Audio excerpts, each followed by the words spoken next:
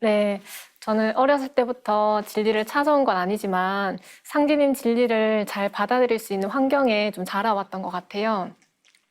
저희 친할머니 댁이 진주인데 저희 할머니 집 앞에 큰 당산나무가 있어요. 한 100년은 넘은 것 같은데 어렸을 때 그 당산나무를 보고서는 정말 오래됐고 이 마을을 지켜주는 데 있어서 정말 오래됐구나. 그래서 오래도록 이 마을을 좀 지켜줬으면 좋겠다라고 기도를 했던 기억이 있고요. 그리고 그 마을에 우리 할아버지 그 형제들도 같이 이제 집에 이제 살고 계셨는데 명절 때나 되면은 저희 집만 제사를 올리는 게 아니라 저희 집과 그 큰 집과 작은 집 이렇게 돌아가면서 이렇게 제사를 모셨었어요. 그래서 그때 되면은 마당 가득히 동네 어르신들이 하얀 그 이렇게 도포를 입으시고 아버지와 뭐 친척 오빠들까지 다 함께 이렇게 제사를 모시는 그런 모습을 봐오면서 조상님께 제사를 올리는 것이 당연하구나라는 것을 느끼면서 자라왔었어요. 그런데 나중에 알고 보니까 영양천시 집성촌이 전국에 이제 8곳 정도 되는데 그중 한 곳이 저희 할머니 댁 마을이더라고요. 그래서 어렸을 때 할머니 손을 잡고 뒷산에 있는 그 사당에 올라가서 제사를 지냈던 그런 기억이 스치면서 우리 시조와 중시조에 대해서 그런 제를 올렸던 것을 이렇게 참여를 했었구나라고 생각하면서 그 마을에 이제 살았던 것이 참 왠지 모를 특별함을 느꼈습니다. 그 조상 제사를 극진히 모시는 그런 가풍 속에서 자라셨군요.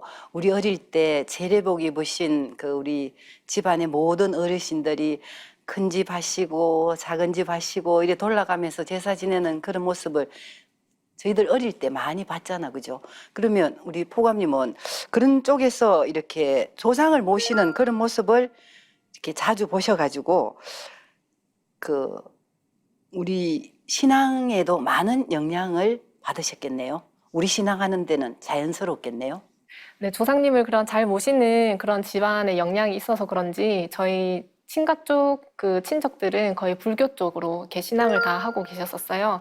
그래서 어렸을 때 친척들과 이렇게 부모님 따라서 이제 절에 가기도 하고, 그래서 절에 가면은 이제 뭐 아기 동자승에다가 물을 따라주기도 하고 재밌게 절에 다니기도 했었는데 그때 부처님이 계시는구나 이런 인식도 있었고 또 어렸을 때다 보니까는 동네 친구들 따라서 교회에도 이제 가게 됐는데 교회에서 친구들과 같이 노는 거는 좋았지만 어느 순간 그 기독교 진리 자체가 조상님을 배척하고 예수천국, 불신지옥이라는 이런 기독교의 교리가 저와는 좀 맞지 않다. 뭔가 이질감이 좀 느껴져서 교회는 점차 이렇게 다니지 않게 됐었습니다.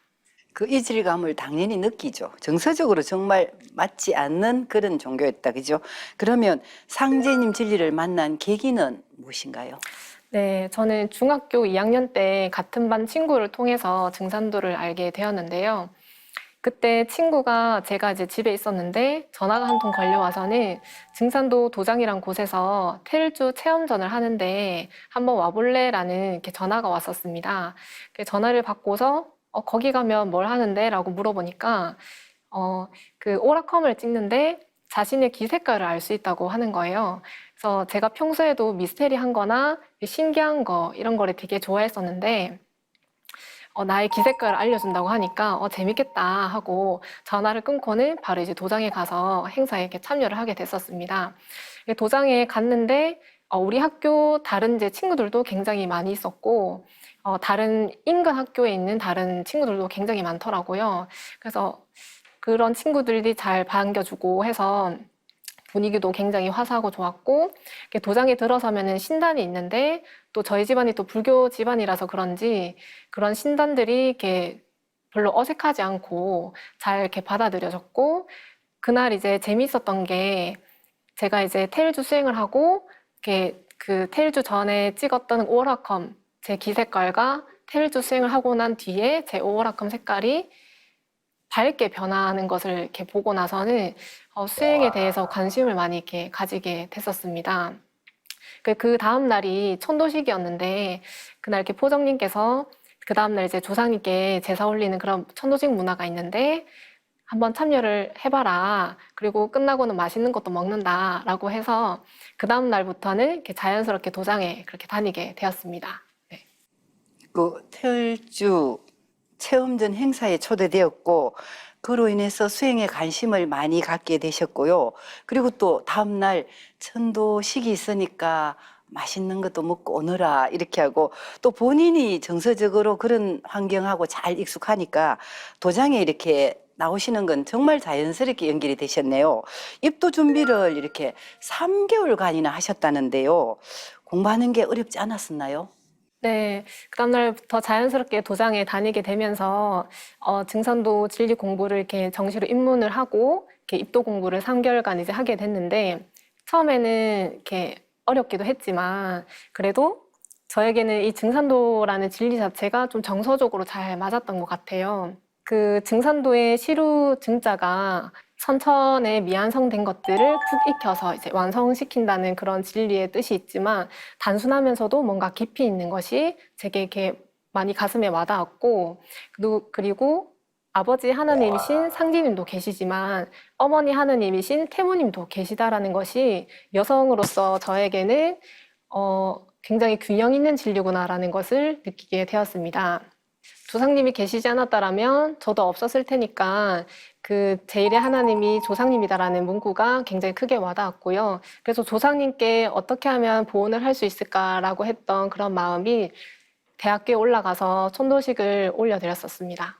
지금도 저는 생각을 하는 게 증산도를 만나지 않았더라면 어땠을까 하는 생각도 있었고 증산도를 하면서 친구들도 많이 이렇게 사귀게 되었고 조상님에 대한 것도 많이 알게 되고 그리고 앞으로 이 세상이 그냥 둥그러가는 것이 아니라 우주의 법칙이 있고 앞으로 가을 세상이 온다라는 것을 깨닫고 나서는 그리고 상제님과 태모님 그리고 조상님과 함께 사는 이 세상이 온다는 것이 제게는 세상을 모두 다 얻은 것 같은 그런 느낌이 있었습니다.